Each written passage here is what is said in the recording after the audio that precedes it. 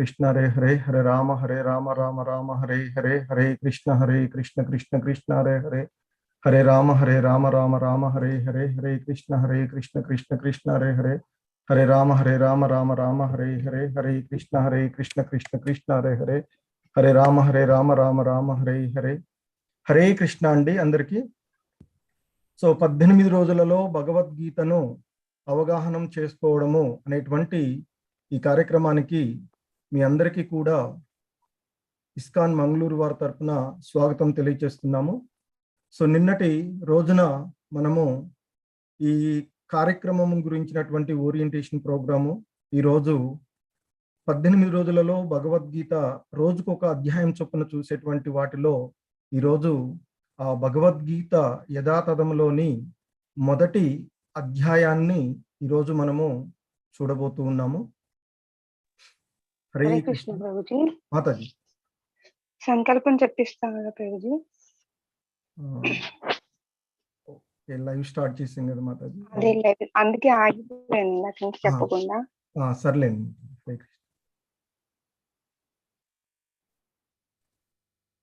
Hare Krishna Mataji, screen కనిపిస్తుంది కదా? కనిపిస్తుంది ప్రభుజీ,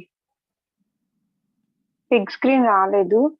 ఓకే ఓకే మాతాజీ. హరే కృష్ణ.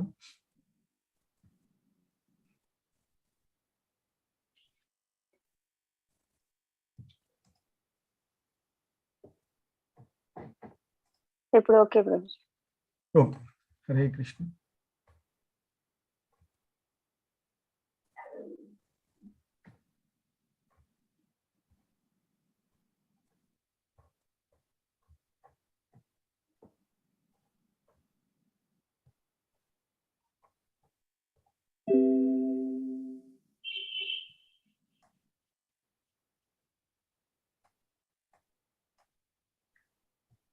సో హరే కృష్ణ అండి అందరికీ. ఇస్కాన్ శ్రీ శ్రీ రాధా గోవింద ఆలయం తరపున మీ అందరికీ కూడా ఈరోజు ఈ కార్యక్రమానికి స్వాగతం తెలియజేస్తున్నాము. సో మనము ఈ 18 రోజులలో భగవద్గీత అనేటువంటిది ఇస్కాన్ వ్యవస్థాపక ఆచార్యులైనటువంటి పరమ పూజ్య శ్రీ ఏసీ భక్తి వేదాంత స్వామి ప్రభుపాదుల వారి యొక్క బోధనలను ఆధారంగా చేసుకొని మనము ఈ భగవద్గీతను అవగాహన చేసుకోవడం అనేటువంటి కార్యక్రమాన్ని జరుపుకుంటున్నాము.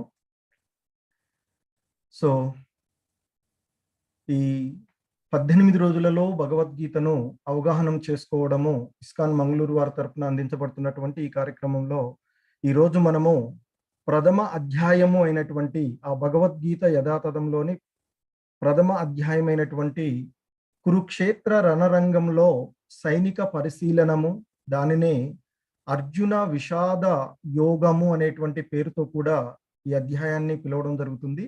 సో ఈరోజు ఈ అధ్యాయాన్ని మనము చూడబోతున్నాము.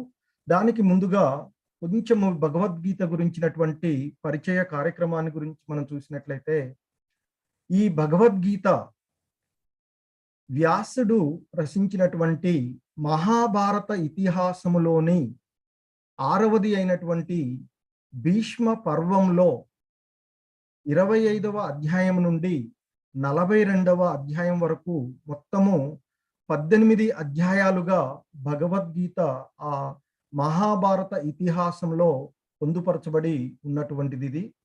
ఇక ఈ మహాభారత కథను వ్యాస మహర్షి శిష్యుడైనటువంటి వైశంపాయన ముని ఆ జనమేజయ మహారాజుకి వినిపించడం జరుగుతుంది.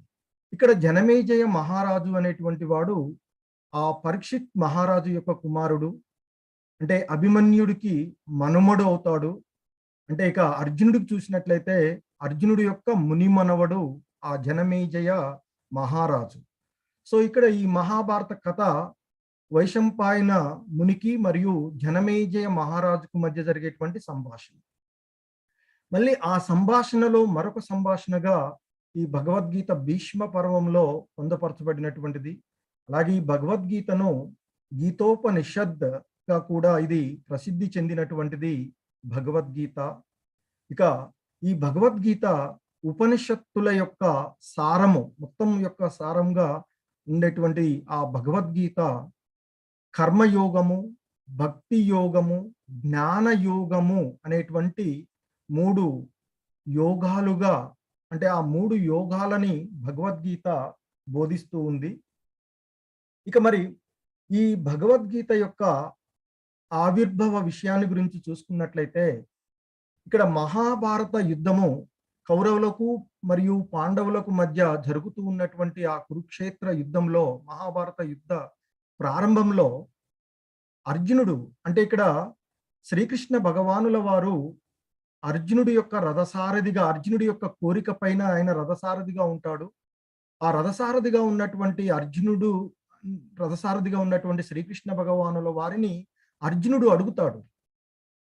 ఏంటి ఆయన కోరిక అంటే, రణర్భూమి అటు కౌరవులు పాండవుల మధ్యకు రథాన్ని తీసుకురమ్మని చెప్తాడు.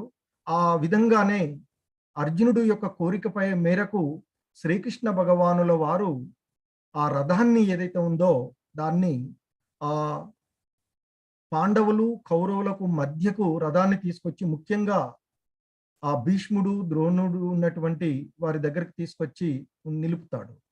ఇక ఆ సమయంలో అర్జునుడు ఆ ఇరు పక్షాలలో ఉండేటువంటి అందరినీ చూడగా, అక్కడ ఉన్నటువంటి వారందరూ కూడా బంధువులు, గురువులు, స్నేహితులే కనిపించారు. ఇక ఆ సమయంలో అర్జునుడికి అనిపిస్తుంది, రాజ్యం కోసం నేను వారందరినీ చంపుకోవడము నిష్ప్రయోజనము. ఎందుకంటే బంధువులను, గురువులను, స్నేహితులను వారందరినీ చంపుకోవడం వల్ల అతనికి ఏమీ లాభం లేదు అనేటువంటి ఒక భావనలోకి వచ్చేస్తాడు.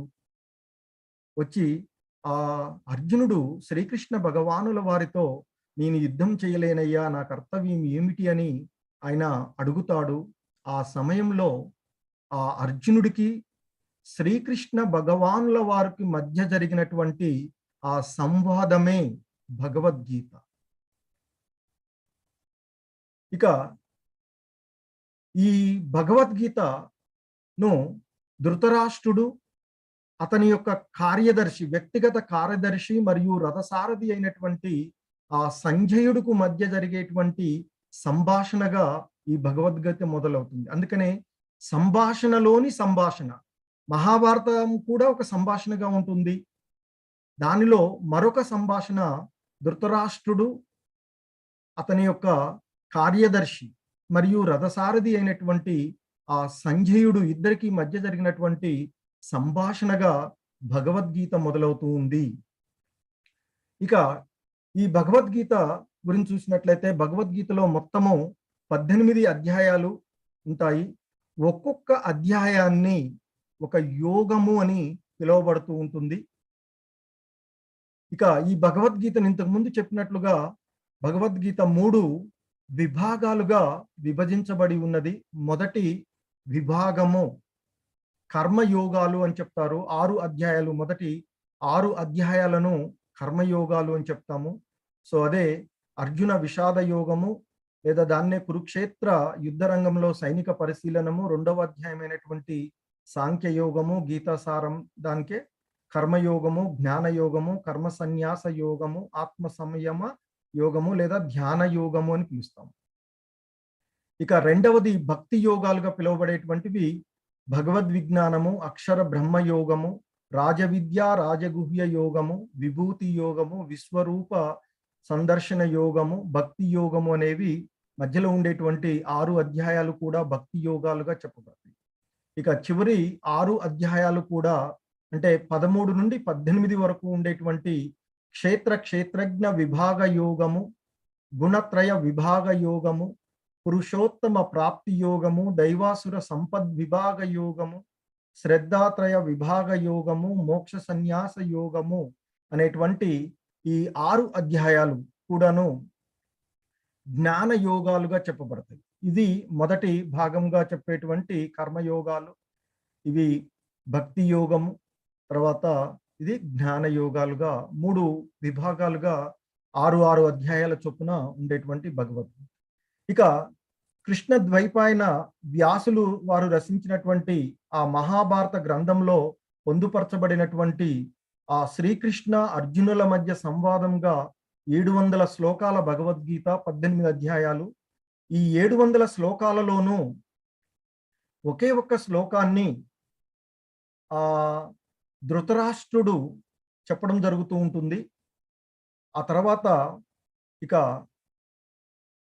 సంజయుడు 41 శ్లోకాన్ని చెప్పడం జరుగుతూ ఉంటుంది. ఇక అర్జునుడు 84 శ్లోకాలు అర్జునుడు తనకు కలిగినటువంటి సందేహాలు, తనకు ఉండేటువంటి విషయాలను గురించి తెలుసుకోవడానికి శ్రీకృష్ణ భగవానుల వారిని అడగడం జరుగుతుంది.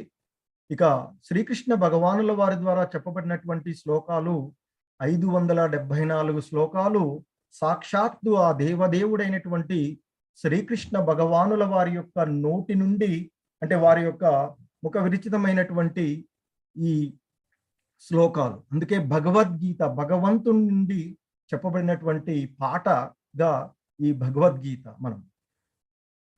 సో కాబట్టి భగవద్గీత చాలా చాలా విశిష్టమైనటువంటిది. ఎందుకంటే సాక్షాత్తు ఆ దేవదేవుడైనటువంటి ఆ భగవంతుని నోటి నుండి వెలువడినటువంటి పదాలు కనుక ఇవి చాలా విశిష్టమైనటువంటిదిగా చెప్పబడుతుంది. దాని యొక్క విశిష్టత కొంచెం 2 శ్లోకాల్లో చూసినట్లయితే ఇక్కడ చెప్తూ ఉంటారు. సర్వోపనిషదో గావో దోగ్ధ గోపాలనందనః పార్థో వత్స సుధీర్భోక్త దుగ్ధం గీతామృతం మహత్.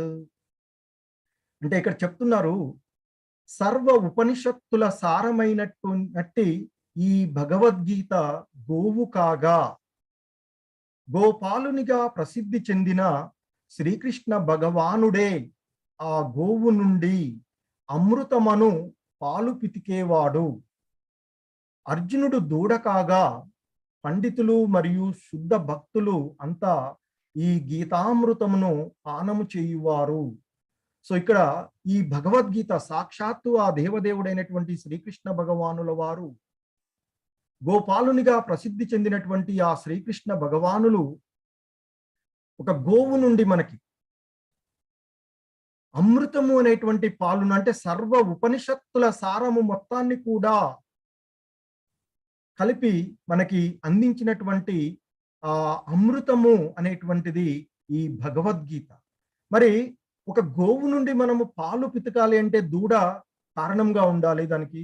సో ఇక్కడ అర్జునుడిని కారణంగా చేసుకుని ఆ సాక్షాత్తు భగవంతుడైనటువంటి శ్రీకృష్ణ భగవానుల వారు ఆ ఉపనిషత్తుల మొత్తం యొక్క సారంగా చేయబడినటువంటి భగవద్గీతము అనే గీత అనేటువంటి అమృతము అనేటువంటి పాలని మనకి అందించారు.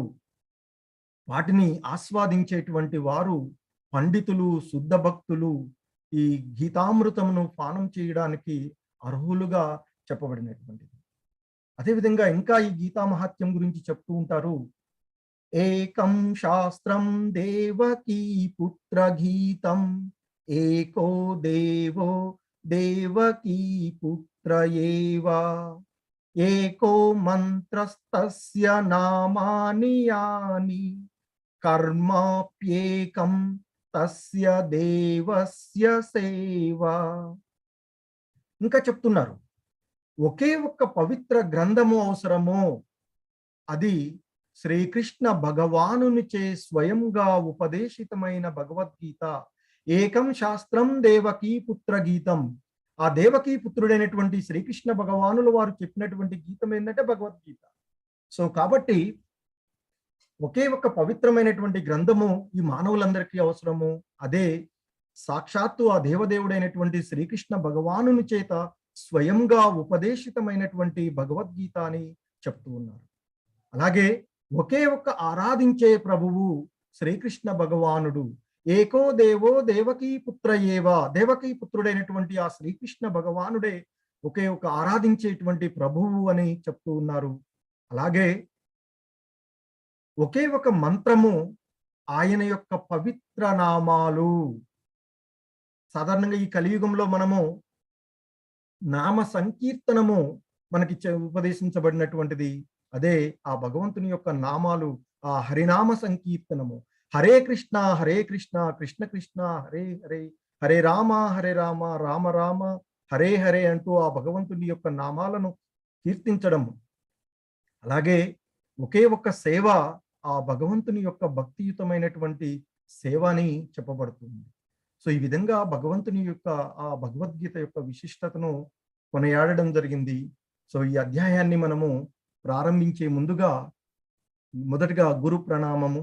ఓం అజ్ఞానతిమిరాంధస్య జ్ఞానాంజనశలాకయా చక్షుర్మిలితం యేన తస్మై శ్రీ గురవే నమః. శ్రీ చైతన్య మనోభీష్టం స్థాపితం యేన భూతలే స్వయం రూపః కదా మహ్యం దదాతి స్వపదాంతికం. వందేహం శ్రీగురు శ్రీయుతపదకమలం శ్రీగురూన్ వైష్ణవాంచ శ్రీరూపం సాగ్రజాతం సహగణ రఘునాథాన్వితం తం సజీవం సాద్వైతం సావధూతం పరిజన సహితం కృష్ణ చైతన్య దేవం శ్రీ రాధా కృష్ణ పాదాన్ సహగణ లలిత శ్రీ విశాఖాన్వితాంశ. నమా ఓం విష్ణుపాదాయ కృష్ణ ప్రేష్టాయ భూతలే శ్రీమతే భక్తి వేదాంత స్వామి ఇతి నామినే. నమస్తే సారస్వతీ దేవే గౌరవాణి ప్రచారిణే నిర్విశేష శూన్యవాది పాశ్చాత్య దేశతారిణి. హే కృష్ణ కరుణా సింధో దీనబంధో జగత్పతే గోపేశ గోపికా కాంత రాధా కాంత నమోస్తుతే. తప్త కాంచన గౌరాంగీ రాధే బృందావనేశ్వరి వృషభానుసుతే దేవి ప్రణమామి హరిప్రియే. వాంఛాకల్పతరుభ్యశ్చ కృపా సింధుభ్య ఏవ చ పతితానాం పావనేభ్యో వైష్ణవేభ్యో నమో నమః. జయ శ్రీ కృష్ణ చైతన్య ప్రభు నిత్యానంద శ్రీ అద్వైత గదాధర శ్రీవాసాది గౌర భక్త బృంద. హరే కృష్ణ కృష్ణ కృష్ణ హరే హరే హరే రామ రామ రామ హరే హరే. హరే కృష్ణ కృష్ణ కృష్ణ హరే హరే హరే రామ రామ రామ హరే హరే. హరే కృష్ణ కృష్ణ కృష్ణ హరే హరే హరే రామ రామ రామ రామ హరే హరే. హరే కృష్ణ అండి అందరికీ.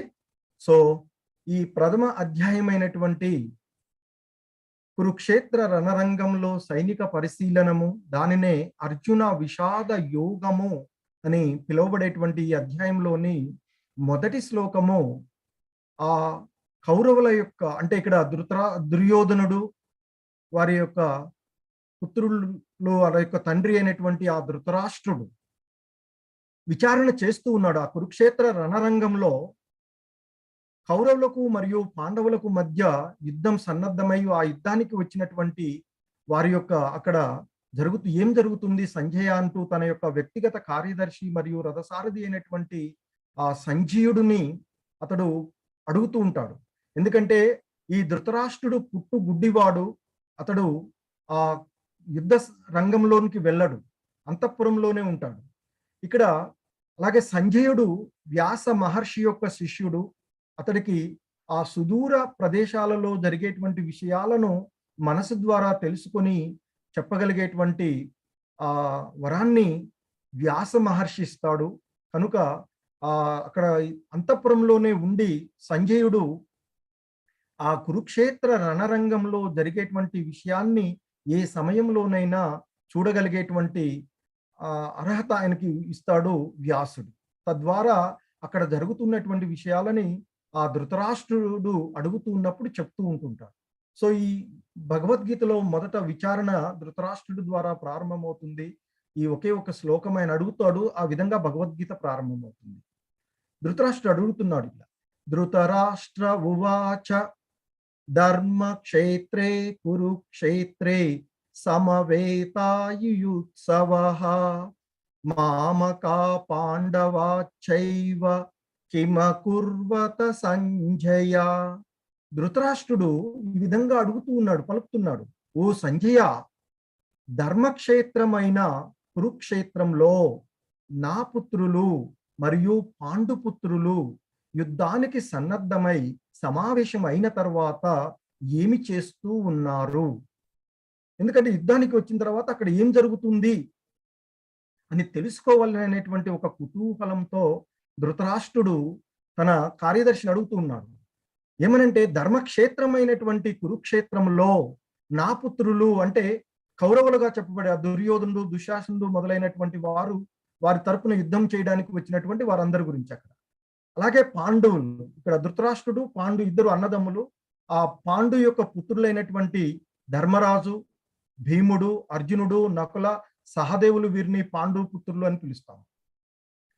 సో ఆ విధంగా ఆయన యొక్క అంటే ఆ ధృతరాష్ట్రుడి యొక్క కుమారులైనటువంటి కౌరవులకు మరియు పాండు పుత్రులు యుద్ధం చేయడానికి అక్కడికి వచ్చారు కదా. వచ్చి సమావేశమైన తర్వాత వారు ఏం చేస్తున్నారు? ఇక్కడ అతనికి కలిగినటువంటి సందేహం ఏమిటంటే, ఆ ప్రదేశము కురుక్షేత్రము అనేటువంటి యుద్ధం జరిగిన మహాభారత యుద్ధం జరిగినటువంటి ఆ కురుక్షేత్రము అనేటువంటి ప్రదేశము ధర్మానికి నిలయమైనటువంటి ప్రదేశం అని చెప్తారు. పూర్వము దేవతలు వంటి వారు కూడా అక్కడికి వచ్చి యజ్ఞం చేసినటువంటి ప్రదేశం అని చెప్తారు. ఆ ప్రదేశానికి వచ్చినటువంటి వారు ఎటువంటి దుర్మార్గులైనా కానీ మంచివారుగా మారిపోతారు అనేటువంటి కొంత నానుడి ఉంది అని చెప్తారు. సో కనుక తన పుత్రులు ఏవైనా ఆ స్థల ప్రభావము వల్ల ఆ యుద్ధ లక్ష్యం ఏదైతే ఉందో దాన్ని విరమించుకుని ఏమైనా సంధి చేసుకున్నారా అనేటువంటిది ఒకటి. అలాగే ఆయన పుత్రుల వైపు మహామహులు ఉన్నారు, భీష్ముడు ఉన్నాడు, ద్రోణాచార్యుడు ఉన్నారు, అలాగే కర్ణుడు ఉన్నారు. వీరందరూ వల్ల ఉండడం వల్ల వారి యొక్క విజయం గురించినటువంటి ఆయనకి కొంత నమ్మకం ఉంది, విజయం చేకూరేటువంటి అవకాశం ఉంది. మరొక పైన ధర్మక్షేత్రం గురించినటువంటి భయము. ఇంకొక విషయం ఏంటంటే, సాక్షాత్తు దేవదేవుడైనటువంటి ఆ కృష్ణ భగవానుల వారు పాండవుల వైపు ఉన్నాడు, ఆ అర్జునుడికి రథసారథిగా ఉన్నారు అనేటువంటి అన్ని సందేహాల ద్వారా అతనికి ఇంకా అక్కడ ఏం జరుగుతుంది అనేటువంటి కుతూహలంతో ఆయన విచారణ ప్రారంభిస్తాడు. ఆ విధంగా ఇక దానికి సమాధానంగా చెప్తూ సంజయుడు అక్కడ కృష్ణ భగవానుల వారికి అర్జునుడికి మధ్య జరిగేటువంటి సంవాదాన్ని ఆ సంజయుడు తెలియచేస్తూ ఉంటుంటారు. ఇక సో సంజయుడు ఈ విధంగా చెప్తుంది. సంజయ ఉవాచ దృష్ట్వా తు పాండవానీకం వ్యూఢం దుర్యోధనస్తతా ఆచార్యముపసంగమ్య రాజా వచనమబ్రవీత్. సో సంజయుడు ధృతరాష్ట్రుడితో ఈ విధంగా చెప్తున్నాడు.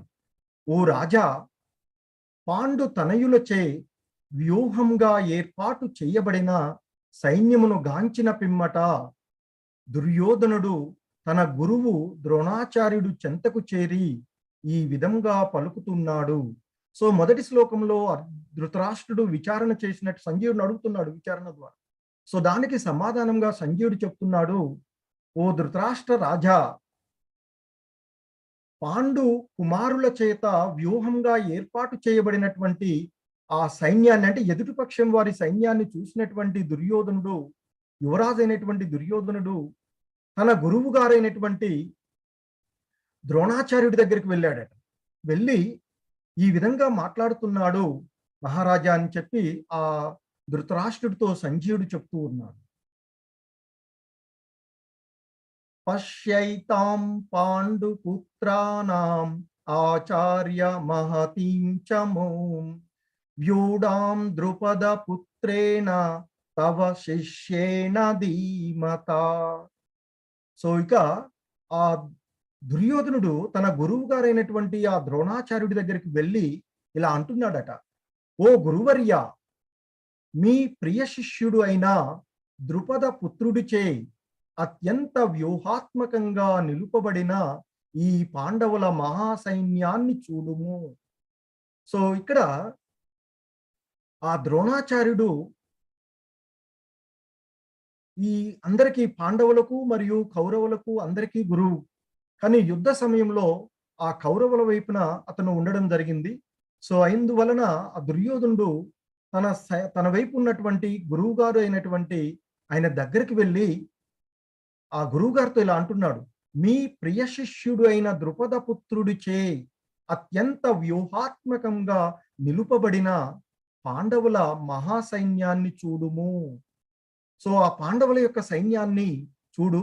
అందులో ఇక్కడ ద్రుపద పుత్రుడిచే అత్యంత వ్యూహాత్మకంగా నిలుపబడిన అనేటువంటి పదం ఇక్కడ ముఖ్యమైనటువంటి ఏంటంటే, ఆ ద్రుపద పుత్రుడు దృష్టద్యుమ్నుడు అని అంటారు. ఆ దృష్టద్యుమ్నుడు ఆ ద్రోణాచార్యుడిని సంహరింపబడడానికి వరము ద్వారా ద్రుపదునికి పుట్టినటువంటి కుమారుడు, వరంగా వచ్చినటువంటి వాడు. ఎందుకంటే మొదట ద్రోణాచార్యుడికి ద్రుపదుడికి మిత్రత్వం ఉండేది.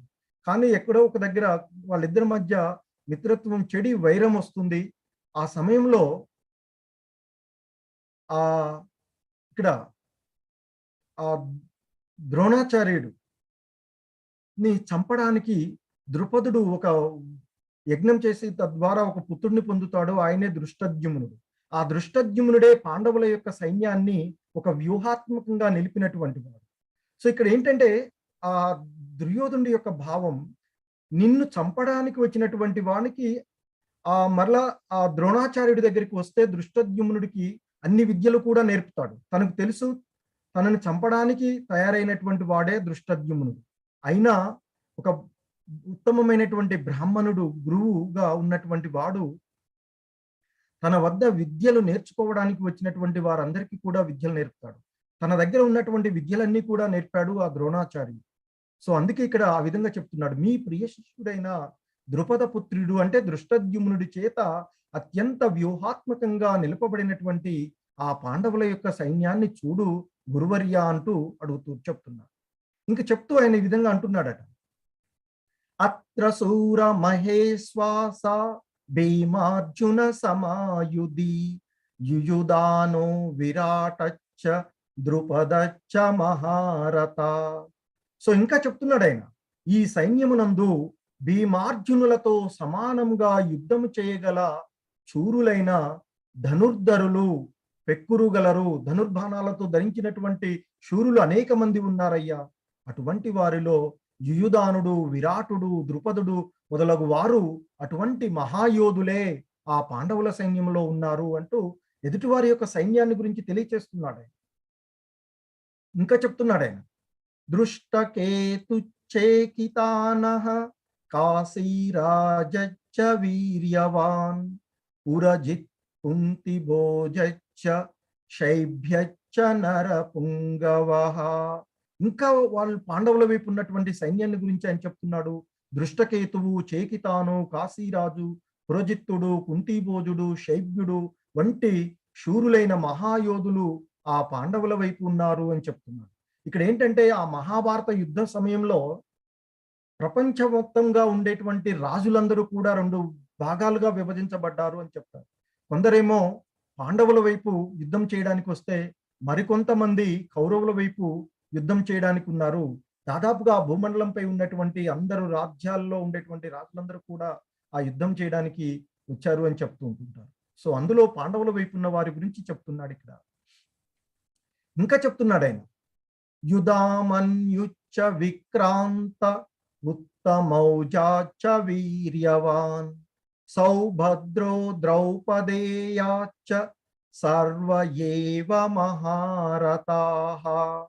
పరాక్రమంతులైన యుధామన్యుడు, శక్తిశాలి అయిన ఉత్తమౌజుడు, సుభద్రాతనయుడు, అభిమన్యుడు, ద్రౌపదీ కుమారులు అందు ఉన్నారు, వారి వైపు ఉన్నారు. వారందరూ కూడా మహావీరులే. ఇక్కడ ద్రౌపదీ కుమారులు అంటే పాండవుల 5 ద్వారా ద్రౌపదికి లభించినటువంటి 5 కుమారులు ఉప పాండవులు అంటారు ద్రౌపదీ కుమారులు. సో వారిలో ప్రతివింధ్యుడు, ధర్మరాజు పుత్రుడు, శృతసోముడు, భీముని కుమారుడు, శృతకర్ముడు, అర్జునుడి యొక్క పుత్రుడు, శతానీకుడు, నకులుని యొక్క పుత్రుడు, శృతసేనుడు, సహదేవుని పుత్రుడు, వీరు ఉప పాండవులు అని చెప్తారు వీరిని. ఇంకా చెప్తున్నారు ఆయన, అస్మాకం తు విశిష్టాయే తాన్ని బోధ ద్విజోత్తమ నాయక మమ సైన్యస్య సంజ్ఞార్థం తాన్ బ్రవీమితే. ఇంకా అంటున్నాడు ఆయన, ఆ దుర్యోధనుడు తన గురువు గారితో, ఓ బ్రాహ్మణోత్తమ, నా సేనాబలమును నడుపుటకై ప్రత్యేకంగా యోగ్యులైన నాయకులను గూర్చి మీ కొరకై నేను తెలియచేస్తాను. ఇప్పటి వరకు కూడా దుర్యోధనుడు ఎదుటి పక్షంలో ఉండేటువంటి పాండవుల యొక్క సైన్యాన్ని లో ఉండేటువంటి వారిని గురించి తెలియచేశారు.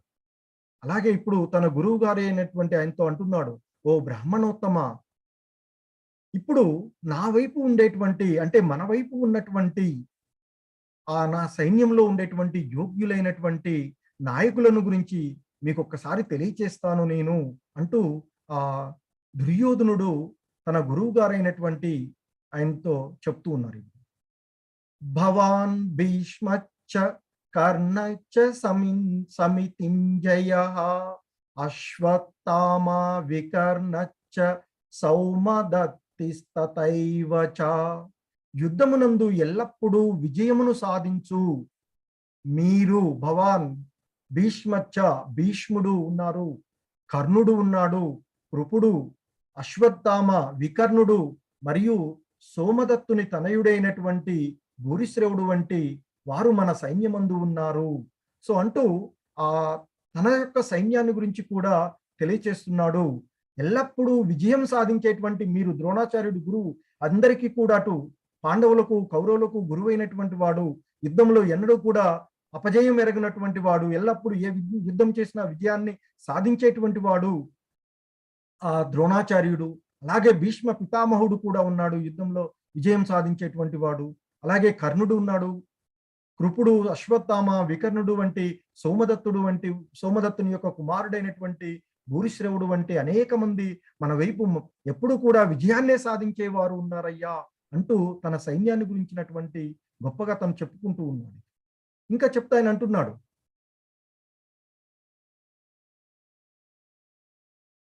అన్యే చ బహవ శూరా మదర్తే త్యక్త జీవితాః నానా శస్త్ర ప్రహరణాః సర్వే యుద్ధ విశారదాః. ఆయన ఇంకా అంటున్నాడు, నా కొరకు తమ జీవితాలను త్యాగము చేయుటకు సిద్ధపడి ఉన్న వీరులు ఇంకనూ పలువురు కలరు. వారందరూ పలు విధములైన ఆయుధములను దాల్చిన వారు మరియు యుద్ధ నిపుణతను కలిగిన వారు అయి ఉన్నారు. సో ఇక్కడ దుర్యోధనుడి గురించి ఒక్కసారి ఆలోచిస్తే మీరందరూ కూడా ఎప్పుడు విజయం సాధించేవారు ఉన్నారని చెప్తూ ఆయనకి రాజ్యకాంక్ష ఎలా ఉంది అంటే చూడండి, ఆ రాజ్యాన్ని పొందాలి. వాస్తవానికి ఆ రాజ్యం అంతా కూడా పాండు రాజుది, అంటే పాండవులకు రావలసినటువంటి రాజ్యం. ఆ రాజ్యాన్ని వారు ఆక్రమించి సగం ఇవ్వమంటే ఇవ్వరు, తర్వాత చివరికి 5 ఊర్లు ఇవ్వమంటే ఇవ్వకుండా ఉండి కూడా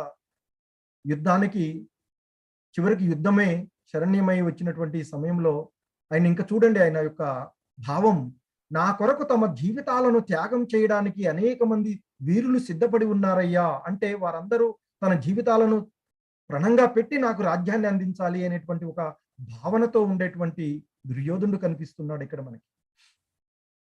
ఇంకా చెప్తున్నారు ఆయన, అపర్యాప్తం తదస్మాకం బలం భీష్మాభిరక్షితం పర్యాప్తం విదమేతేషాం బలం భీమాభిరక్షితం.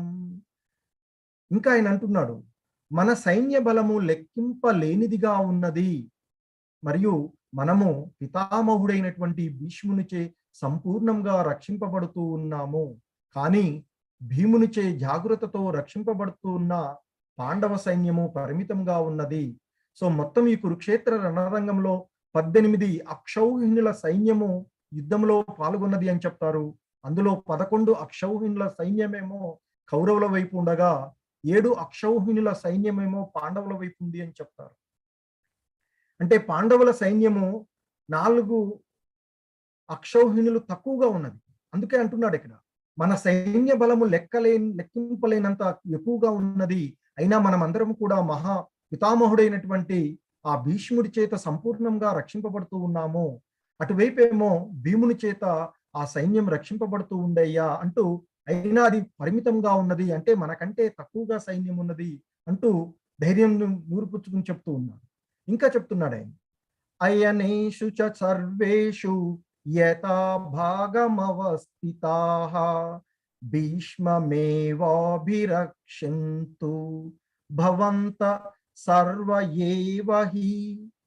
సో ఆయన ఇంకా చెప్తున్నాడు, కావున కౌరవ సేనా నాయకులందరికీ అక్కడ ఉండేటువంటి కౌరవుల తరపున అంటే ఆ దుర్యోధనుడు వైపు ఉన్నటువంటి నాయకులందరికీ ఆయన చెప్తున్నాడు, మీ మీ వ్యూహాత్మక స్థానాలను పరిరక్షిస్తూ భీష్మ పితామహుడికి పూర్తి సహకారం అందించమని పిలుపునిస్తున్నాను అంటూ ఆ రాజుగా తనకి ఉన్నటువంటి అధికారాన్ని ఉపయోగించుకుంటూ చెప్తూ ఉన్నాడు.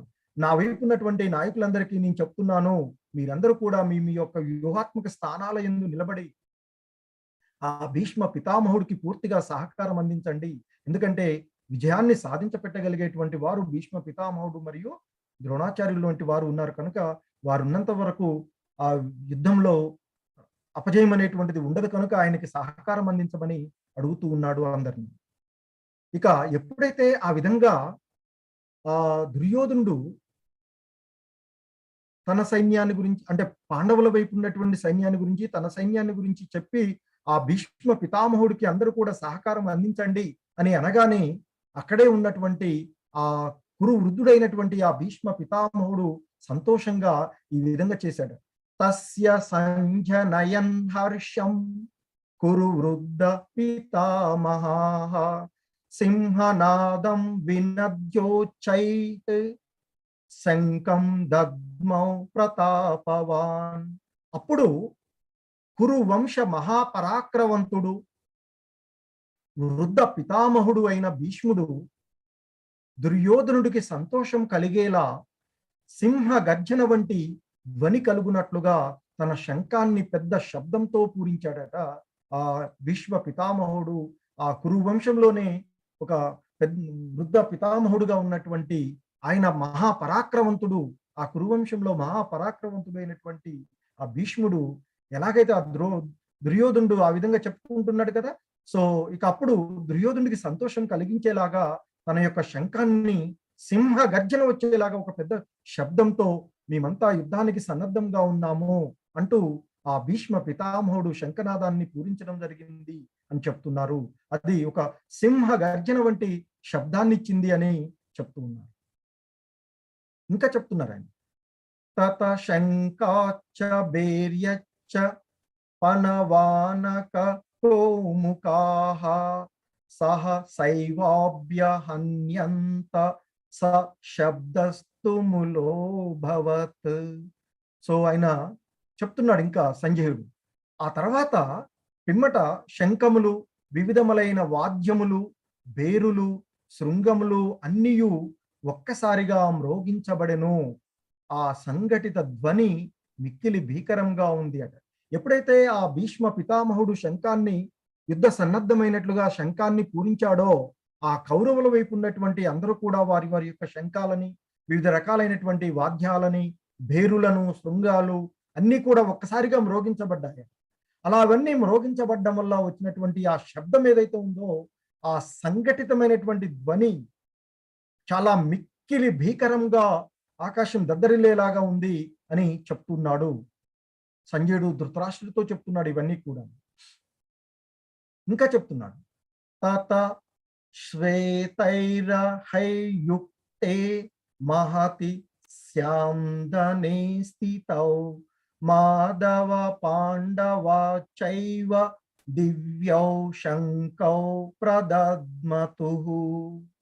ఆయన ఇంకా చెప్తున్నాడు, అప్పుడు ఎప్పుడైతే అటువైపు కౌరవుల వైపు నుండి భీష్మ పితామహుడు శంఖాన్ని పూరించాడో ఆ తర్వాత మిగిలిన వారందరూ కూడా వారి వారి యొక్క శంఖాలని వివిధ రకాలైనటువంటి శబ్దాలు వారు పూరించారో ఇక పాండవుల వైపు జరుగుతున్నటువంటి దాని గురించి చెప్తున్నాడు సంజయుడు ధృతరాష్ట్రుడితో. ఏమని, అప్పుడు అదైపోయిన తర్వాత తెల్లని గుర్రాలతో కూడిన మహారథంలో కూర్చున్న కృష్ణుడు మరియు పాండుకుమారుడైనటువంటి అర్జునుడు కూడా తమ దివ్య శంఖాలని పూరించారయ్యా.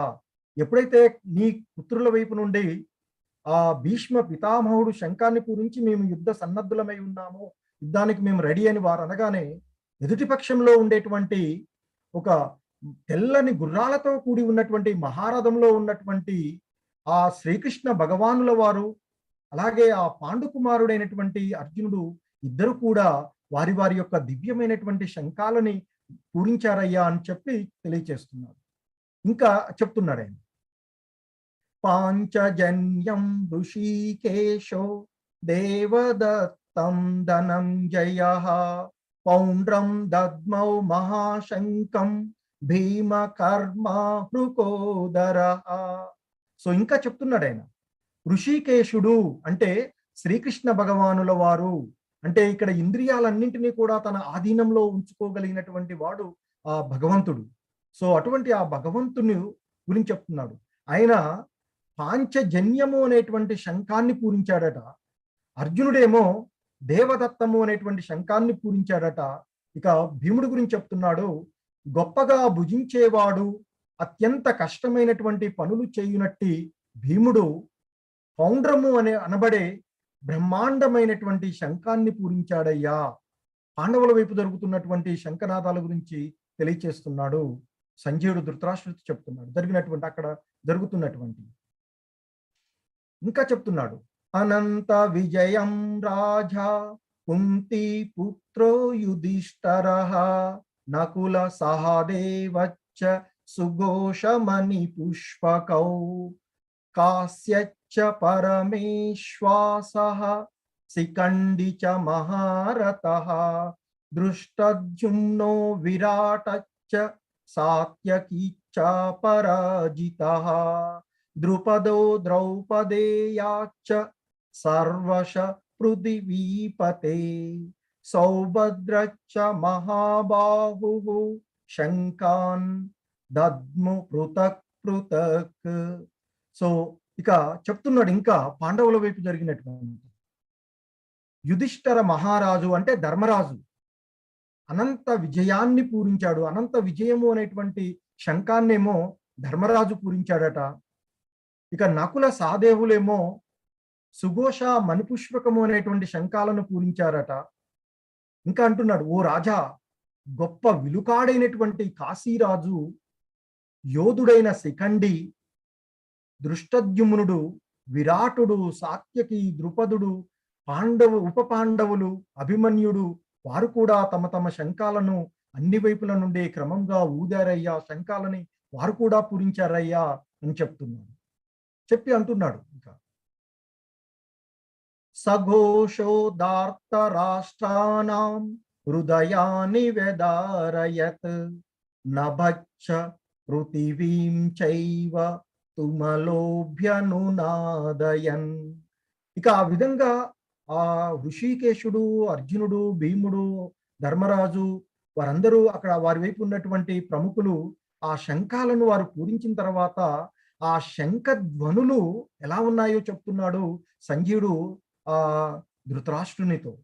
ఆ శంఖ ధ్వనులు భూమి ఆకాశాలను దద్దరిల్లజేస్తూ కౌరవ వీరుల అంటే ధృతరాష్ట్రుని యొక్క కుమారులైనటువంటి ఆ కౌరవుల హృదయాలను బద్దలు చేశాయ్యా అంటూ అక్కడ జరిగినటువంటి వారు క్రమక్రమంగా ఊదినటువంటి ఆ శంఖ ధ్వనులు భూమి ఆకాశాన్ని దద్దరింపజేసే విధంగా చేస్తూ ఆ ధృతరాష్ట్రుడి యొక్క కుమారుల యొక్క హృదయాలను కూడా బద్దలు చేసే విధమైనటువంటి శబ్దాలు వచ్చాయ్యా.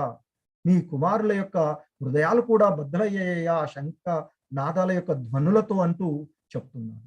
ఇంకా చెప్తున్నారు ఆయన, అత వ్యవస్థితాన్ దృష్ట్వా దార్త రాష్ట్రాన్ కపిధ్వజః ప్రవృత్తే శస్త్ర సంపాతే ధనురుద్యమ్య పాండవః హృషీకేశం తదా వాక్యం ఇద మహామహీపతే. ఆయన చెప్తున్నారు ఇంకా, ఓ రాజా, అప్పుడు పాండు సుతుడైన అర్జునుడు జెండాపై హనుమంతుని చిహ్నంగా కలిగి ఉన్న రథంలో గాంధీవము ఎత్తిపట్టి యుద్ధ సన్నద్ధులై ఉన్న దుర్యోధనాదులను చూసి శ్రీకృష్ణుడితో ఇలా అన్నాడయ్యా అని చెప్తూ ఉన్నారు. సో ఇక్కడ ఆ పాండు రాజు యొక్క కుమారుడైనటువంటి అర్జునుడు తన యొక్క జెండాపై, తన రథం యొక్క జెండాపై హనుమంతుని చిహ్నంగా కలిగి ఉన్నటువంటి రథంలో ఉండి గాంధీవం అనేటువంటి తన యొక్క రథాన్ని ఎత్తుపట్టుకుని యుద్ధానికి సన్నద్ధంగా ఉండేటువంటి ఆ ఎదుటి పక్షంలో ఉండేటువంటి ఆ దుర్యోధనుడు మిగిలిన వారిని అందరినీ చూసి శ్రీకృష్ణ భగవానుల వారితో ఇలా అన్నాడయ్యా అని చెప్తున్నారు. సో ఇక్కడ ముఖ్యంగా పాండవుల వైపు విజయ సంకేతాలుగా ఉండేటువంటి ఈ విషయాన్ని చూసినట్లయితే ధర్మస్థలం, ఇంత ముందే చెప్పుకున్నాము, ఆ యుద్ధం జరుగుతున్నటువంటి స్థలము ధర్మానికి నిలయమైనటువంటి ధర్మక్షేత్రము అని చెప్పారు, కురుక్షేత్ర ప్రదేశము. ఇక సాక్షాత్తు ఆ దేవదేవుడైనటువంటి కృష్ణుడు ఆ పాండవుల పక్షాన ఉన్నాడు. సో అలాగే పాండవుల పక్షాన కృష్ణ భగవానుల వారు ఉండడం చేత అదృష్ట దేవత లక్ష్మీ దేవత వారి వైపే ఉంటుంది. సో ఇంతకుముందు చెప్పినట్లుగా ప్రదేశము. అలాగే ఇంకా ఆయన ఆ ఎప్పుడు విజయ చిహ్నంగా ఉండేటువంటి హనుమంతుడు అక్కడ ఆ త్రేతాయుగంలో శ్రీరామచంద్రుడికి విజయం చేకూర్చి పెట్టినటువంటి హనుమంతుడు ఇక్కడ ద్వాపర యుగంలో అర్జునుడి యొక్క రథం జెండా పైన సింహంగా కలిగి ఉన్నటువంటి వాడు. అలాగే పాండవుల వైపున శ్రీకృష్ణ భగవానుల వారు, అలాగే అర్జునుడు, ధర్మరాజు, భీముడు మొదలైన వారు ఊదినటువంటి శంఖాలన్నీ కూడా దివ్య శంఖాలు. అలాగే అర్జునుడు వాడుతూ ఉన్నటువంటి ఆ రథము ఆయనకి అగ్నిదేవుడు ఇచ్చినటువంటి రథం. సో ఆ విధంగా ఆ వారి వైపు ఎక్కువ విజయ సంకేతాలు ఉన్నాయి. మరొక విషయం ఏంటంటే ఆ పాండవుల వైపు నుంచి వచ్చినటువంటి శంఖ ధ్వనులు ఏవైతే ఉన్నాయో అవి ఆ ధృతరాష్ట్రుని యొక్క పుత్రుల యొక్క హృదయాన్ని బద్దలు చేశాయి అని చెప్పడం జరిగింది. సో ఆ విధంగా పాండవులకు విజయ అవకాశాలు ఎక్కువగా, విజయ సంకేతాలను సూచించే విధంగా ఉన్నాయి అని చెప్తూ ఉంటారు. సో ఇక ఇంతకుముందు చెప్పాడు కదా, సో అక్కడ చూసినటువంటి ఎదుటుగా ఉండేటువంటి వారందరినీ చూసిన తర్వాత అర్జునుడు శ్రీకృష్ణ భగవానుల వారితో ఇలా అన్నాడు అని చెప్పాడు కదా సంజయుడు. అర్జునుడు ఏమన్నాడు అనేటువంటి విషయాన్ని చెప్తున్నాడు. అదే అర్జున ఉవాచ, ఉవాచ అంటే పలకడం. సో అర్జున ఉవాచ సేనయోరుభయోర్మధ్యే రథం స్థాపయ మే అచ్యుత యావదేతాన్ నిరీక్షేహం యోద్ధు కామానవస్థితాన్ కర్మ యాసః యోద్ధవ్యం అస్మిన్ రణ సముద్యమే. సో అర్జునుడు ఈ విధంగా అంటున్నాడట కృష్ణ భగవానుల వారితో, ఓ అచ్యుత, నా రథమును 2 సైన్యాల మధ్యలో నిలుపుము, తద్వారా ఈ మహాయుద్ధ రణరంగంలో నేనెవరెవరితో యుద్ధం చెయ్యవలసి ఉన్నదో చూసు అవకాశము కలుగును అంటూ అర్జునుడు కృష్ణ భగవానుల వారితో అన్నుంట, ఓ అచ్యుత, నా రథాన్ని 2 సైన్యాల మధ్యలో నిలుపువయ్యా, తద్వారా ఏమవుతుందంటే అక్కడ యుద్ధం చేయడానికి మనము ఎదుటి పక్షంలో ఎవరెవరున్నారు, వారు ఎటువంటి వారు అనేటువంటిది అర్జునుడికి తెలుసు కనుక వారిని అవగాహన చేసుకోవడానికి అడుగుతూ ఉన్నాడు.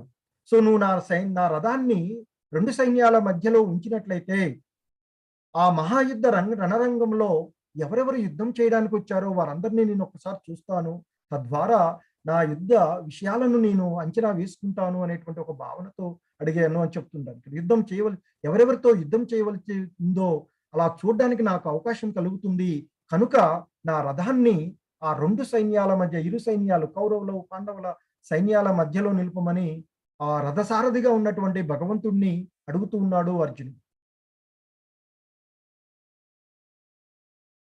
సో అని చెప్తూ ఇక్కడ సంజయుడు మరలా చెప్తున్నాడు, ఇక్కడ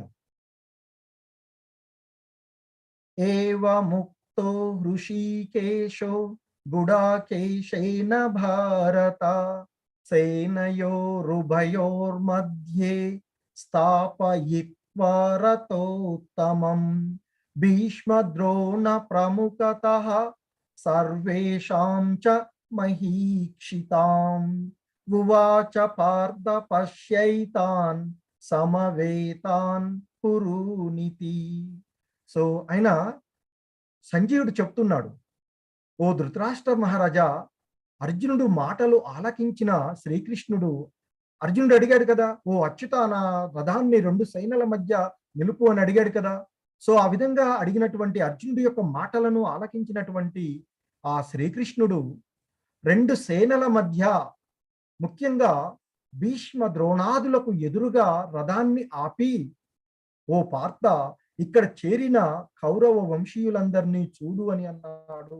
శ్రీకృష్ణుడు అన్నాడట, ఆ రథాన్ని 2 సైన్యాల మధ్యలో తీసుకువెళ్ళి అక్కడ ఉంచి నువ్వు చూస్తా అన్నావు కదా, చూడు ఓ అర్జున, ఇక్కడ చేరి ఉన్నటువంటి ఈ కౌరవ వంశీయులందరినీ ఒక్కసారి చూడవయ్యా, నువ్వు ఎవరెవరితో నువ్వు యుద్ధం చేయవలసి ఉన్నదో వారందరినీ చూడు అని ముఖ్యంగా ఆ కృష్ణ భగవానుడు యొక్క లీలలు చూడండి. ఇక్కడ తన గురువు మరియు పితామహుడు అయినటువంటి తాతగారైనటువంటి భీష్ముడు ఎదురుగా తీసుకొచ్చి పెట్టి నీవెవరెవరితో యుద్ధం చేయవలసి ఉందో చూడవయ్యా అంటూ ఆ అర్జునుడితో మాట్లాడాడట కృష్ణ భగవానుల వారు.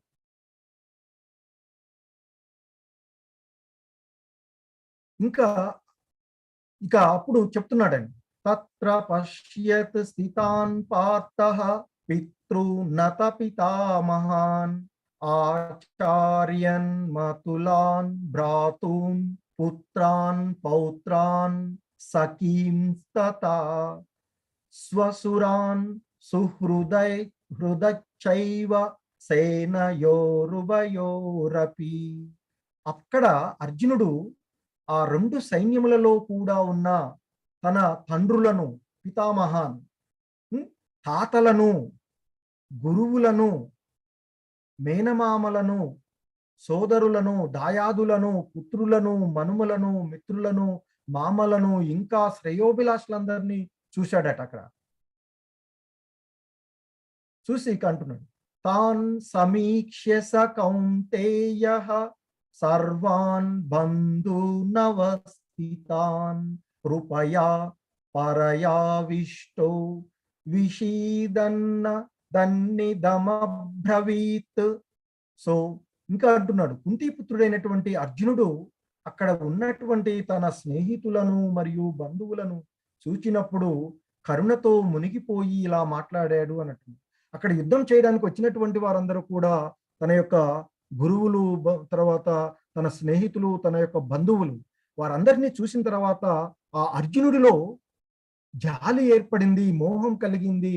అయ్యో, నా వారినందరినీ నేను యుద్ధంలో చంపుకోవలసి వస్తుందా, వీరందరితో నేను యుద్ధం చేయవలసి వస్తుందా, నా గురువు ద్రోణాచార్యుడితో యుద్ధం చేయవలసి వస్తుందా, మా తాతగారైనటువంటి భీష్ముడు, నా స్నేహితులు ఉన్నారే, వీరందరినీ నేను యుద్ధం చేయాలన్నా వీరందరితో అని ఒక కరుణతో మునిగిపోయి అర్జునుడు ఇక ఆ విషాదంలోకి మునిగిపోయి ఈ విధంగా మాట్లాడుతున్నాడు అని చెప్తున్నాడు. ఏమన్నాడట అర్జునుడు ఈ విధంగా పలుకుతున్నాడట. అర్జునుడు పలికెను, ఓ కృష్ణ, యుద్ధాసక్తులై ఎదురుగా ఉన్న చుట్టాలను చూడగానే, ఎదురుగా యుద్ధం చేయడానికి వచ్చిన వాళ్ళంతా రెండు కుటుంబాల మధ్య జరుగుతున్న యుద్ధం అది.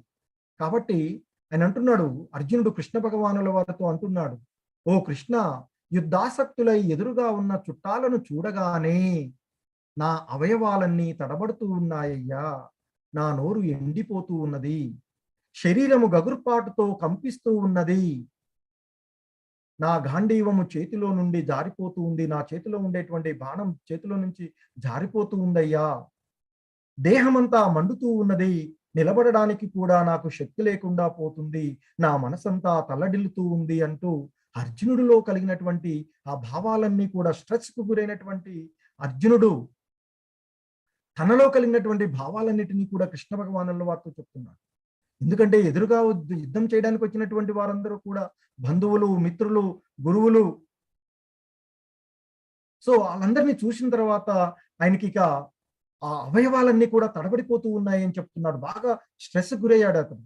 గురయ్యి అవయవాలని తడబడిపోతున్నాయి, నా నోరంతా ఎండిపోతూ ఉంది, నా శరీరం గగురుపాటుతో కంపిస్తూ ఉందయ్యా, నా చేతిలో ఉన్న వస్తువులు ఏవీ నిలబడట్లేదు, నా చేతిలో ఉండేటువంటి నా గాంధీవం జారిపోతూ ఉన్నది, దేహమంతా మండిపోతూ ఉన్నది, నిలబడడానికి కూడా నాలో శక్తి లేకుండా నా మనసంతా తల్లడిల్లుతుందయ్యా అంటూ ఆ కృష్ణ భగవానులతో అర్జునుడు చెప్పాడు.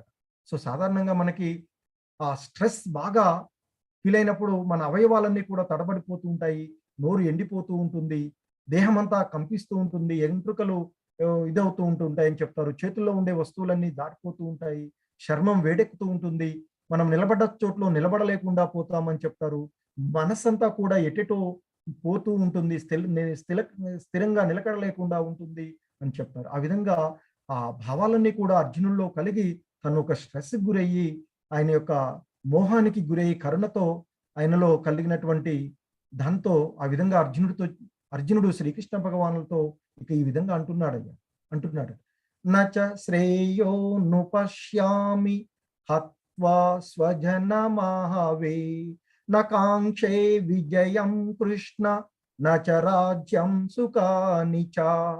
సో ఇక ఆయన అంటున్నాడట, ఓ కృష్ణ, ఈ యుద్ధంలో నా వారిని చంపడం ద్వారా ఏ విధంగా శ్రేయస్సు కలుగుతుందో నేను తెలుసుకోలేకున్నాను. కావున తదుపరి విజయము కానీ, రాజ్యము కానీ, దాని వలన కలుగు సుఖాలు కానీ నాకు అక్కరలేదు.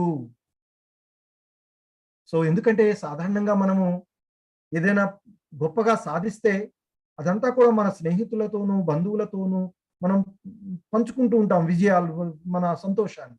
మరి ఇక్కడ యుద్ధం చేసేటువంటిది అందరికీ కూడా తన యొక్క బంధువులు, తన గురువులు, వీరంతా కూడా స్నేహితులు. సో మరి కాబట్టి ఆయన అంటున్నాడు ఇక అర్జునుడు, ఈ యుద్ధంలో నా వారిని చంపడం ద్వారా ఏ విధంగా శ్రేయస్సు అవుతుందో నేను తెలుసుకోలేకున్నానయ్యా. కాబట్టి నేను ఈ యుద్ధంలో వచ్చేటువంటి విజయం కానీ, ఆ విజయం వల్ల వచ్చేటువంటి రాజ్యం కానీ, ఆ రాజ్యం వలన కలిగేటువంటి సుఖాలు కానీ నాకు వద్దయ్యా, నేను యుద్ధం చెయ్యలేనయ్యా అని. సో సాధారణంగా మనం అందరికి కూడా మనలో కలిగేటువంటి భావాలు, సో మనకి పరిస్థితులు ఎదురైనప్పుడు, ఇటువంటి కష్టకాలంలో ఎదురైనప్పుడు మనం ఒక ప్రామాణికమైనటువంటి గురువుని, అక్కడ అర్జునుడు కూడా అదే చేసినటువంటి విషయం. సో కాబట్టి తన యొక్క కర్తవ్యాన్ని నిర్వర్తించడానికి తడబాటు అవుతున్నటువంటి అర్జునుడిని కార్యోన్ముఖుడిని చేసినటువంటి గీత ఈ భగవద్గీత. సో కాబట్టి అందరి జీవితాలలో మనకి విజయ దుందుబిలు మోగించేటువంటిది, అంతేకాని ఏదో సన్యాసులు చదువుకునేటువంటిది కాదండి భగవద్గీత. కాబట్టి ఇక్కడ చూడండి, ఇక్కడ నుంచి మొదలవుతుంది 2వ అధ్యాయం. అదంతా కూడా జస్ట్ పరిచయమే. ఇక్కడ ఈ కురుక్షేత్రంలో జరుగుతున్నటువంటి సైనిక పరిశీలన మొదటి అధ్యాయం. కానీ 2వ అధ్యాయం నుండి శ్రీకృష్ణ భగవానుల వారు ఏ విధంగా తన కర్తవ్యాన్ని విస్మరించినటువంటి వాడిని జగత్ విజేతగా మార్చాడు, ఏ విధంగా మార్చాడు అనేటువంటిది తదుపరి మనం భగవద్గీతలో చూస్తూ ఉంటుంటాం. సో కనుక అందరూ కూడా రెగ్యులర్ గా క్లాసులకు అటెండ్ అవ్వండి. దయచేసి అందరూ కూడా రెగ్యులర్ గా వినండి. 18 అధ్యాయాలు వింటే భగవద్గీత మనకి మన మన జీవన విధానం ఏ విధంగా ఉండాలి అనేది తెలియచేస్తుందండి. సో కాబట్టి అందరికీ మరొకసారి రిక్వెస్ట్ చేస్తున్నాం. సో ఆయన అంటున్నాడు ఇక్కడగా, వీరందరినీ చంపుకోవడం ద్వారా వచ్చేటువంటి విజయం కానీ, దానివల్ల వచ్చే రాజ్యం కానీ, ఆ రాజ్యం ద్వారా ఎలాగో సుఖాలు వస్తాయి, ఆ సుఖాలు కానీ నాకు అక్కర్లేదయ్యా అంటూ అర్జునుడు తనలో కలిగేటువంటి ఆయన ఇంకా చెప్తున్నాడు. ఆయన కిం నో రాజ్యేన గోవింద కిం భోగై జీవితేన వా యేషామర్తే కాంక్షితం నో రాజ్యం భోగా సుఖాని చ త ఇమేవ స్థితా యుద్ధే ప్రాణాం త్యక్త్వా ధనాని చ ఆచార్య పితర పుత్రాస్తతైవ చ పితామహాః మాతులా స్వసురా పౌత్రా శాలా సంబంధినస్తతా ఏతాన్న హంతుమిచ్చామి జ్ఞతోపి మధుసూదన. సో ఇక్కడ శ్రీకృష్ణ భగవానుల వారిని అర్జునుడు మధుసూదన అని సంబోధిస్తున్నాడు. ఎందుకంటే మధు అనేటువంటి రాక్షసుని సంహరించినటువంటి వాడు. సో ఇక్కడ అర్జునుడు కూడా తనలో కలిగినటువంటి మోహం అనేటువంటి రాక్షసుని సంహరించడానికి ఆయన ఆ విధంగా కోరుకుంటూ ఉన్నాడు. ఆయన అంటున్నాడు అర్జునుడు కృష్ణ భగవానుల వారితో, ఓ గోవింద, మేమెవరి కొరకు రాజ్యమును సుఖమును చివరికి జీవితమును సైతము కోరుకున్నామో వారందరూ ఈ యుద్ధమునందు నిలిచి ఉండగా ఆ రాజ్యాదుల వలన మాకు కలుగు ప్రయోజనమేమి? ఎందుకంటే ఇటువైపు నా కుమారులు కానీ అందరూ బంధువులందరూ కూడా యుద్ధం చేయడానికి వచ్చి ఉన్నారు. వీరందరినీ ప్రణంగా పెట్టి ఆ రాజ్యం పొందినట్లయితే ఆ రాజ్యం వల్ల మాకు వచ్చేటువంటి ప్రయోజనం ఏముందయ్యా? ఓ మధుసూదన, ఆచార్యులు ఉన్నారు, మా గురువులు ఉన్నారు, అటువైపు తండ్రులు, పుత్రులు, తాతలు, మేనమామలు, మామలు, మనుమలు, బావమర్దులు, ఇతర బంధువులందరూ తమ ఆస్తులను మరియు ప్రాణాలను విడిచిపెట్టుటకు సంసిద్ధులై నా ఎదుట నిలబడి నన్ను చంపగోరినను. అందరూ యుద్ధం చేయవచ్చినట్టంటే ఆ యుద్ధంలో ఎంతటి వాడైనా కానీ వాడితో యుద్ధం చేయవలసిందే. యుద్ధం చేసేటువంటి సమయంలో వారిని తప్పదు. సో కనుక ఆయన అంటున్నాడు ఇక్కడ, వీరందరూ కూడాను ప్రాణాలను విడిచిపెట్టుటకు సంసిద్ధులై నా ఎదుటగా నిలబడి నన్ను చంపగోరినను నేనెందులకు వారిని చంపగోరవలెను? ఓ జనార్దన, ఈ ధరాత్రి విషయం అటుంచి ఈ రాజ్యం అటుంచి ముల్లోకాలను పొందినా గాని, ఈ ఒక్క భూమండలమే కాదు 3 లోకాలను నేను పొందినా గాని నేను వారితో యుద్ధం చేయుటకు సిద్ధంగా లేనయ్యా. నేను యుద్ధం చేయలేను. ఈ ఒక్క రాజ్యమే కాదు నాకు, ఈ 3 లోకాలు వచ్చినా గాని నేను వారితో యుద్ధం చేయలేనట్టు చేసేటువంటి పరిస్థితులలో లేనయ్యా నేను. ధృతరాష్ట్ర తనయులను వధించుట వలన మేమెట్టి ఆనందము పొందగలుగుతాము. వారందరూ కూడా మా దాయాదులే కదా, మా పెద్దనాన్న కుమారులే వారందరూ కూడా. అందరూ ఇటువైపు మావారు, వీరందరూ పోయినట్లయితే మేము ఎటువంటి ఆనందంని ఎలా పొందగలుగుతామయ్యా అంటూ తనలో కలిగినటువంటి ఆ భావాన్ని, కరుణ భావంతో తనలో కలిగినటువంటి ఆ మోహాన్నంతా కూడా ఆ కృష్ణ భగవానుల వారితో వ్యక్తపరచడం జరుగుతుంది.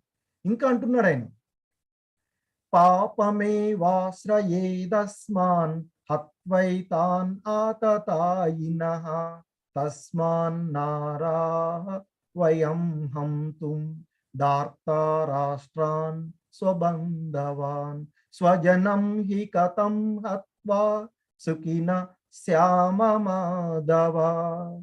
సో ఇటువంటి దుర్మార్గులను చంపినచో మాకు పాపమే కలుగును. కనుక ధృతరాష్ట్ర పుత్రులను మరియు బంధువులను చంపుటకు మాకు తగదు. ఓ మాధవ, సంబంధీకులను చంపుట వలన కలిగే లాభమేమి? మేము ఎలా సుఖంగా ఉండగలము? మా బంధువులందరినీ చంపుకొని మేము ఎలా సుఖపడగలమయ్యా అంటున్నాడు. ఇంకా అంటున్నాడు ఆయన, కౌరవులేమో రాజ్యకాంక్షాపరులై వంశనాశనము, మిత్రద్రోహం వల్ల కలిగేటువంటి పాతకాన్ని వాళ్ళు తెలుసుకోలేకుండా పోతున్నారు. వారికి రాజ్యం కావాలనేటువంటి భావన తప్ప ఇక్కడ ఇంతమంది యుద్ధంలో చనిపోతారు, ఇలా వంశనాశనాలు అవుతుంది, మిత్రద్రోహం కలుగుతుంది అనేటువంటి విషయాన్ని వాళ్ళు తెలుసుకోలేకుండా పోతున్నారు కౌరవులు. వారు రాజ్యకాంక్షపరులై ఉన్నారు.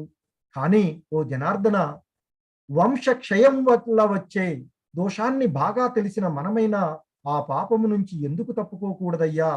ఎందుకంటే ఇక్కడ యుద్ధం చేయడానికి పెద్దవాళ్ళందరూ కూడా మగవాళ్ళందరూ కూడా యుద్ధానికి వచ్చి యుద్ధంలో వీరమరణం పొందినట్లయితే ఆ కుటుంబాల్లో అందరూ పిల్లలు, స్త్రీలు, ముసలివారే మిగిలిపోతారు.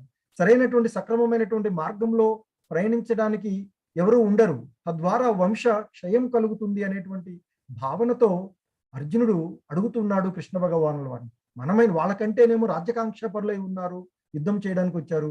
కానీ మనకి ఆ బంధువులను చంపుకోవడము, మిత్రులను చంపుకోవడం వల్ల కలిగే నష్టం తెలిసినటువంటి మనమన్నా ఈ యుద్ధాన్ని ఎందుకు ఆపకూడదయ్యా అంటూ అర్జునుడు శ్రీకృష్ణ భగవానుల వారిని అడుగుతూ ఉన్నారు. ఇంకా అంటున్నాడు ఆయన, కుల క్షయే ప్రణశ్యంతి కుల ధర్మ సనాతనాః ధర్మే నష్టే కులం కృత్స్ననం అధర్మో బిభవత్యుత. సో వంశ నాశనంతో ప్రాచీన కుల ధర్మాలు నశిస్తాయి. కుల ధర్మాలు నశించినప్పుడు వంశమంతటా అధర్మము అలుముకుంటుంది అని ఆ పెద్దవాళ్ళు సరైనటువంటి మార్గంలో నిలిపేటువంటి వారు లేకపోతే ఆ కుటుంబంలో, ఆ వంశంలో చిన్నపిల్లలు, ఆడవాళ్ళు, ముసలి వాళ్ళే ఉండటం వల్ల వారికి సరైనటువంటి మార్గనిర్దేశకులు లేకపోవడం వల్ల ఆ కుల ధర్మాలు నశించి వంశమంతటా అధర్మము అవలుకుంటుంది అని చెప్తున్నాడు. ఇంకా అంటున్నాడు ఆయన, యది మామ ప్రతీకార మశస్త్రం శస్త్రపానయః దార్తరాష్ట్రారణే హన్యు స్తన్మే క్షేమతరం భవేత్. ఆయన అంటున్నాడు, ఇక నిరాయుధుడను ప్రతీకారము చేయని వాడను అయిన నన్ను ఆయుధాలు ధరించిన దార్తరాష్ట్రులు నన్ను యుద్ధ భూమిలో వధిస్తే అది నాకు మంచిదే అవుతుంది, తప్ప నేను యుద్ధం చేయలేనయ్యా అంటూ అర్జునుడు ఆ విధంగా యుద్ధం చేయలేను నేను అని చెప్తున్నాను. నిరాయుధుడంగా ఉంటాను, నేను ఆయుధాలు పట్టను, ప్రతీకారం చేయని వాడనుగా ఉంటాను. అలా ఉన్నటువంటి నన్ను ఆ ఆయుధాలు ధరించినటువంటి కౌరవులు, ఆ ధృతరాష్ట్రుని యొక్క కుమారులు నన్ను ఈ యుద్ధ భూమిలో వధించినా పర్వాలేదు, కానీ నేను ఎవరితో యుద్ధం చేయలేనయ్యా అంటూ ఆ కరుణాభావంతో, జాలితో ఆయన ఒక అనిశ్చయమైనటువంటి స్థితిలో ఉండిపోయాడు. ఆ అనిశ్చయమైనటువంటి స్థితిలో నేను యుద్ధం చేయలేనయ్యా అంటూ ఉన్నాడు. సో ఇక సంజయుడు చెప్తున్నాడు, సంజయ ఉవాచ ఏవముక్త్వార్జున సంఖ్యే రతోపస్థ ఉపావిశత్ విసృజ్య సచరం చాపం శోక సంవిఘ్న మానసః. హరే కృష్ణ. సో ఈ విధంగా సంజయుడు చెప్తూ ఈ అధ్యాయాన్ని ముగించడం జరుగుతుంది. ఈ అధ్యాయంలోని చివరి శ్లోకంలో సంజయుడు చెప్తున్నాడు ఆ ధృతరాష్ట్రుడితో ఏమనంటే ఇట్లా అంటున్నాడు సంజయుడు, యుద్ధ భూమిలో అర్జునుడు అలా మాట్లాడి ఇంతకుముందు చెప్పాడు కదా, అర్జునుడు ఏమేమి మాట్లాడో అవన్నీ చెప్పాడు కదా, అలా మాట్లాడి తన ధనుర్బాణాలను పక్కన పెట్టి తన చేతిలో ఉన్నటువంటి బాణాలన్నిటిని కూడా పక్కన పెట్టి మనసు దుఃఖంతో మునిగిపోగా రథంలో కూర్చుని ఉన్నాడయ్యా అంటూ అక్కడ ఈ మొదటి అధ్యాయాన్ని ముగిస్తున్నాడు. అంటే ఈ అధ్యాయంలో ముఖ్యంగా మనం గమనించినటువంటిది ఏంటంటే ఆ ఇరు సైన్యాల యొక్క పరిశీలనము. అందుకే కురుక్షేత్ర రణరంగంలో సైనిక పరిశీలనము అన్నాము. అలాగే ఆ సైనిక పరిశీలనం చేసిన తర్వాత అర్జునుడు దయా హృదయుడు అయినటువంటి అర్జునుడిలో కలిగినటువంటి జాలి వల్ల ఆ తనలో కలిగినటువంటి అనిశ్చయమైనటువంటి స్థితి వల్ల మనస్సంతా కూడా దుఃఖంతో నిండిపోగా ఆ బాణాలన్నీ కూడా పక్కన పెట్టి నేను యుద్ధం చెయ్యలేనయ్యా అంటూ ఆ రథంలో కూర్చుండిపోయాడయ్యా అర్జునుడు అంటూ చెప్తూ సంజయుడు ఆ విధంగా ధృతరాష్ట్రుడితో చెప్తున్నాడు. ఈ విధంగా ఈ మొదటి అధ్యాయము ముగించబడింది. సో ఈ అధ్యాయంలో మనము తెలుసుకోవలసినటువంటి గీతా పాఠం ఏంటంటే, జీవితంలో మనకి ఎటువంటి సందేహము కలిగినా ప్రామాణికమైనటువంటి గురువుని మరియు భగవద్గీతని ఆశ్రయించాలి అని తెలియచేస్తారు.